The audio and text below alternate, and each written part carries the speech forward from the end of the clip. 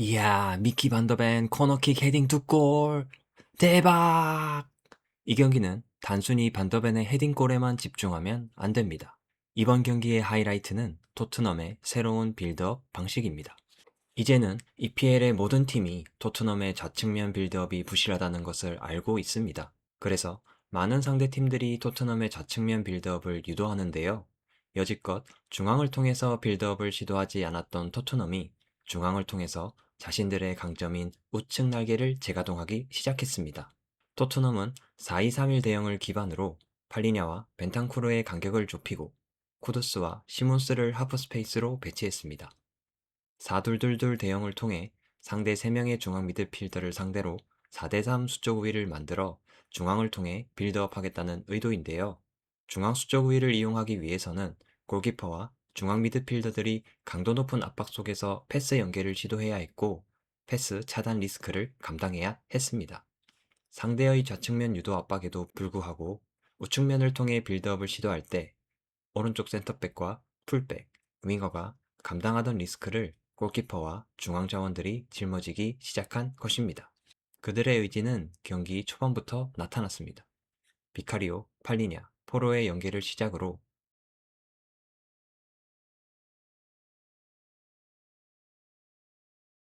팔리냐의 상대 마크맨을 끌고 가는 움직임으로 오른쪽 하프스페이스에 위치한 쿠두스에게 패스길을 열어주면서 본격적으로 중앙 수적 우위를 이용하기 시작했습니다.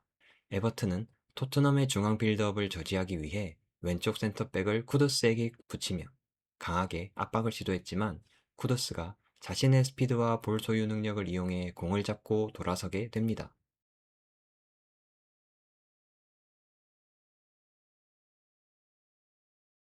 쿠두스가 상대 선수들의 시선을 끄는 과정에서 포로가 자유로워지게 됩니다. 기존에 받던 압박에 비해 더 높은 위치에서 더 많은 시간과 공간을 얻게 된 것입니다. 빌드업에 가담한 쿠두스가 비워둔 공간에 침투하는 팔리냐, 우측 터치라인에 위치했던 존슨이 포로와 함께 우측면에서 패스 옵션을 제공하면서 토트넘은 우측면을 통해 전진에 성공합니다.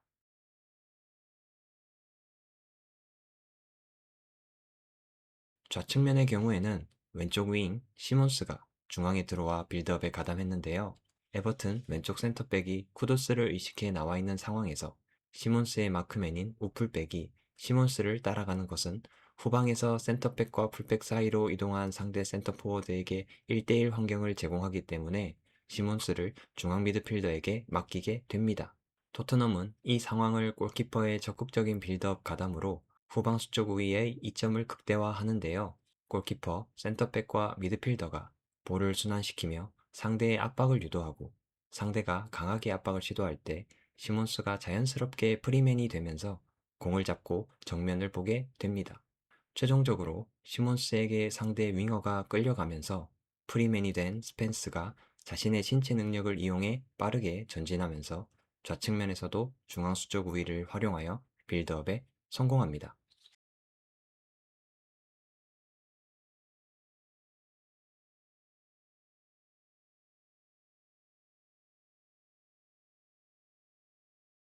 에버튼이 풀백을 전진시켜 스펜스의 전진을 막고 윙어에게 시몬스를 마크시키면 후방에 1대1 상황에 있는 무한이를 활용했습니다.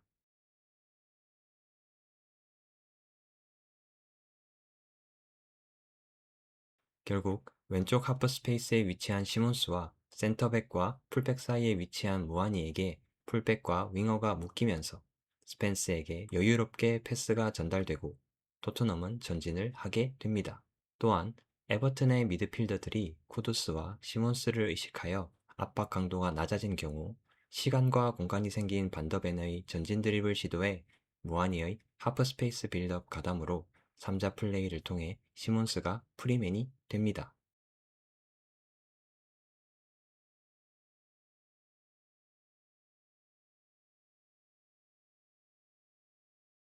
에버튼 입장에서는 쿠두스와 시몬스를 이용한 토트넘의 중앙 수적 우위 빌드업을 막기가 어려웠습니다.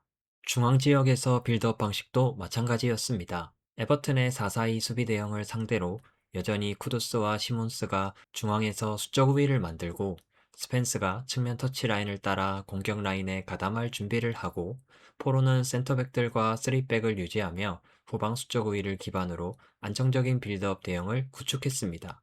센터백 또는 포로가 정면을 보고 공을 소유한 상황에서 에버튼 중앙 수비수는 이전처럼 쿠두스를 쫓아다니는 게 큰 부담이 됐습니다. 이 빌드업 과정에서 얻은 코너킥으로 선제골을 기록하는 토트넘입니다. 결국 후방 수적 우위를 선택하면서 토트넘은 중앙 지역에서도 중앙 수적 우위를 바탕으로 빌드업을 시도하게 되는데요. 우측면에서는 쿠두스의 터치라인 움직임으로 상대의 수비 라인과 중앙 라인 사이에 만든 공간을 시몬스 또는 벤탄쿠르가 이용하거나,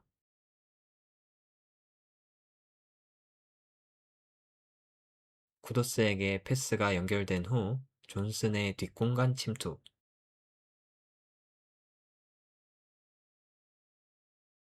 또는 존슨의 빌드업 가담 움직임에 쿠두스의 뒷공간 침투가 시도됐습니다.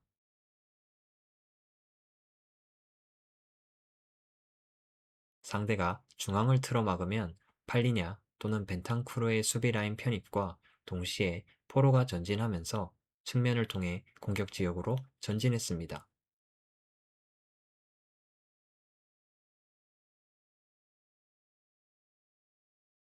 좌측면에서는 상대 중앙 라인과 수비 라인 사이에서 부지런히 움직이는 시몬스와 하프 스페이스로 움직이는 무한이를 통해 빌드업을 시도했지만, 주로 대부분의 빌드업을 우측면을 통해 진행했습니다. 포로와 스펜스의 빌드업 능력을 감안하여 자신들의 강점을 주로 활용하되 자신들의 약점은 철저히 배척하는 프랭크 감독의 현실적인 결단이었습니다. 이러한 빌드업 방식을 통해 상대를 우측면으로 쏠리게 만들었는데요. 아쉬운 점은 빠른 반대 전환으로 스펜스의 1대1 기회를 살리지 못한 점과 존슨의 1대1 능력의 아쉬움으로 저돌적인 드리블 공격을 시도하지 못한 점입니다. 쿠두스와 시몬스를 중앙으로 이동시키고 왼쪽과 오른쪽 측면을 스펜스와 존슨에게 맡긴 비용인 셈입니다. 에버튼이 버티지 못하고 밀어내기 압박을 시도하면 하프 스페이스에 위치한 시몬스와 쿠두스가 패스를 받아 돌아서게 되면서 에버튼은 속수무책으로 당하게 됩니다. 수비 대응을 유지할 수밖에 없었던 에버튼을 상대로 후방에서 편안하게 반대 전환을 하며 무아니와 쿠두스의 하프 스페이스 이동으로 벌어진 상대 센터백 사이의 갭에 시몬스가 침투를 시도하며 중앙을 통해 위협적인 기회를 만들어내는 토트넘의 공격 방식은 매우 훌륭했습니다.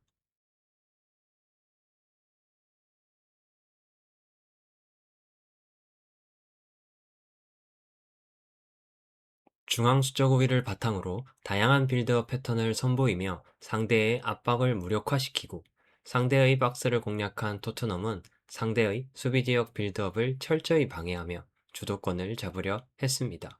에버튼의 4-2-4 대형에 대항하여 무하니와 쿠두스가 상대 미드필더를 향한 패스기를 먼저 차단하고, 무하니의 한쪽 측면 유도 압박과 함께 팔리냐, 벤탄쿠르가 압박을 지원하고 시몬스가 중앙으로 들어와 주면서 전방에서 강력한 1대1 맨마킹 압박을 시도하면서도 후방 수적 우위를 유지했습니다.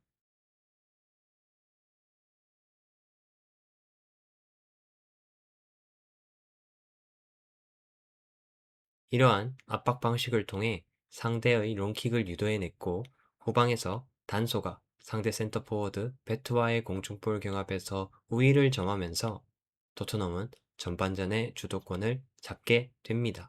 하지만 중앙 지역에서는 에버튼의 공격이 매서웠습니다. 토트넘은 에버튼의 왼쪽 풀백 미콜렌코가 언더래핑하며 형성한 3-2-5 대형에 대항하여 4-4-2 수비 대형을 기반으로 상대 측면 수비수들에게 패스가 전달될 때를 압박 트리거로 삼아 강력한 밀어내기 압박을 시도했는데요.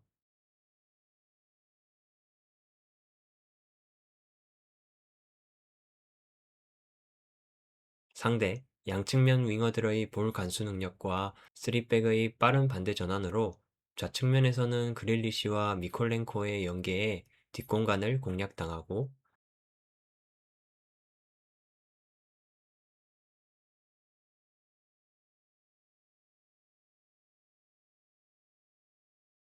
우측면에서는 1대1의 강력한 은디아예의 드리블 돌파에 흔들렸습니다.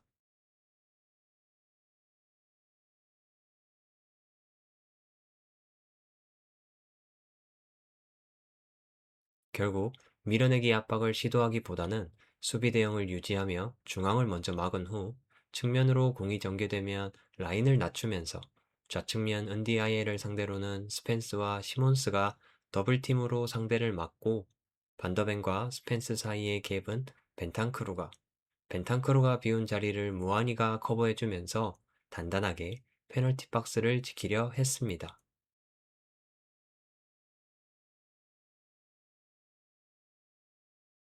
우측면 또한 존슨이 미콜렌코를 따라다니고 팔리냐가 수비 지원을 해주면서 상대에게 크로스를 제외한 공격 수단을 제공하지 않으려고 노력했습니다.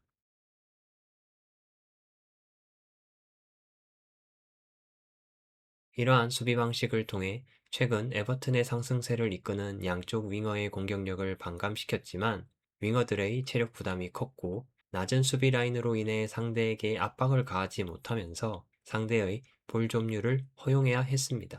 또한 상대의 크로스 공격을 막고 공소유권을 되찾아 오더라도 상대의 역압박으로 다시 상대에게 공격 기회를 제공해야 했습니다.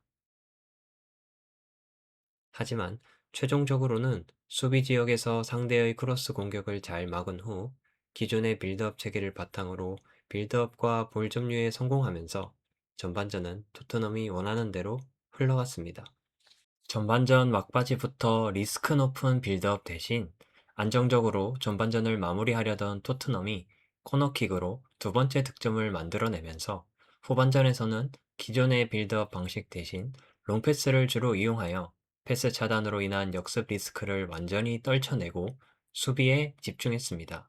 선수 교체를 통해 체력 안배까지 해줬는데요. 에버튼은 내려앉은 토트넘을 상대로 오히려 후반 끝자락에 역습을 당하며 3대0 완패를 당하게 됩니다. 실점을 허용한 것보다도 후반전 상대를 거세게 몰아붙였음에도 득점을 올리지 못한 부분은 에버튼에게 큰 숙제가 될 것 같습니다. 그동안 중앙을 통한 빌드업을 시도하지 않았던 프랭크 감독인데요. 최근 예상하기 쉬운 측면 공격에 공격 흐름이 답답해지자 변화를 선택했습니다. 이번 경기에서 그 변화가 제대로 적중하면서 전반전에는 다양한 빌드업 과정을, 후반전에는 훌륭한 수비 집중력을 유지시키면서 다시금 자신의 능력을 입증했습니다. 조금씩 발전하고 있는 토트넘은 지금처럼 계속 상위권을 유지할 수 있을까요? 여러분은 어떻게 생각하시나요?